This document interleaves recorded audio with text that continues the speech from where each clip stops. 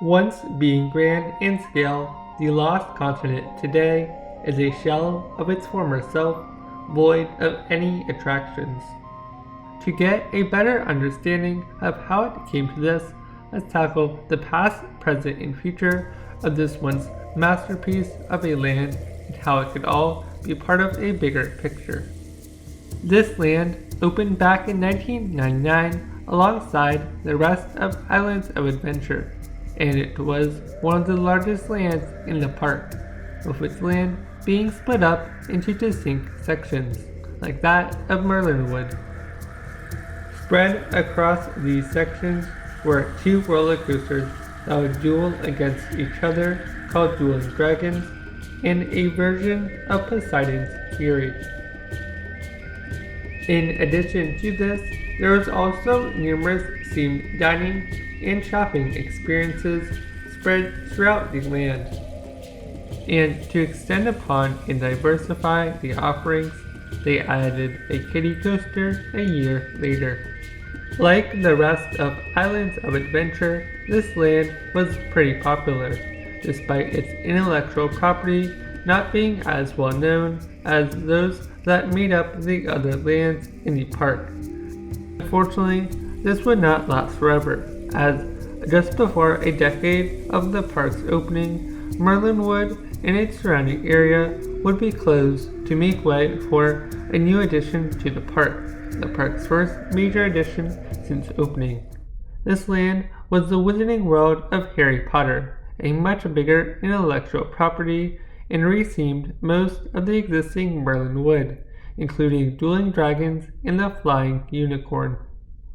As unfortunate as it was to lose the greatly detailed Merlinwood section of the resort, it made sense for Universal, as not only did it bring more coverage and popularity to the resort, but it helped them save money by retheming an existing section of the park. For a more in-depth analysis of the Wizarding World and why it was genius, check out the video linked in the description. Going back to the Lost Continent, it would not be the only section that would close over time, as back in 2018, the 8th voyage of Sinbad closed and has sat abandoned ever since, with the exception of an overflow queue for Hagrid's magical creature motorbike adventure. Fast forwarding a few years into the present day, this trend has continued as Poseidon Furry was recently announced to be closing to make way for what Universal refers to as exciting new experiences. However, this closure is interesting for numerous reasons. Before going over these reasons, I would like to briefly mention why Poseidon's Furry was a masterpiece of an attraction despite it being outdated and a relic of the past when it closed. As number one was that it was a walkthrough attraction, a rarity in a theme park nowadays. And while guests nowadays do prefer a more typical ride, this experience was definitely unique and a beautiful one at that, as it also combined numerous special effects, a well-detailed settings in rooms, and actors. Going back to the attraction's closure, it is interesting for numerous reasons, as the first of which was that it had a major refurbishment around a year prior to its closure. In addition to this ride will be closing just before the peak summer season.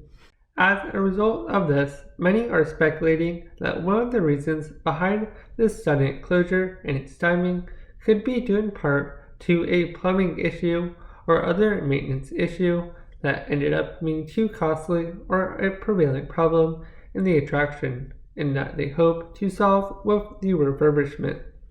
As for the other rumor of why this land closed and what could replace it, there is a long-standing rumor of Zelda replacing the Lost Continent. If this rumor were true, now would be the perfect time for Universal to get the green light, as they have recently had success with the opening of Super Nintendo World in both Japan and Hollywood, as well as the massive success of the Super Mario Bros. Movie.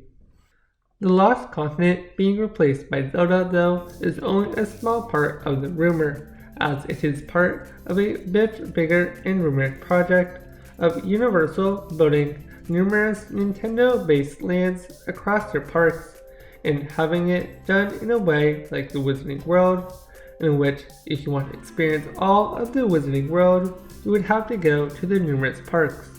If this were indeed true, it would have the confirmed Super Nintendo World and Donkey Kong area in Epic Universe, the rumored Zelda area replacing the Lost Continent in the Universal's Islands of Adventure, and a Pokemon area being built at Universal Studios. Speaking of Epic Universe, the closure of Poseidon's Furry looks to be a good sign of Universal planning to continue to develop and enhance their park and resort after Epic Universe has opened. Until then, we will be left with a land that is a shell of its former self, void of any attractions except for an interactive talking fountain and numerous shops and dining experiences. Whatever does happen to this land though, the future looks to be an exciting one. If you liked what you've seen, make sure to hit the like and or subscribe button, as it is a great way to help this channel out.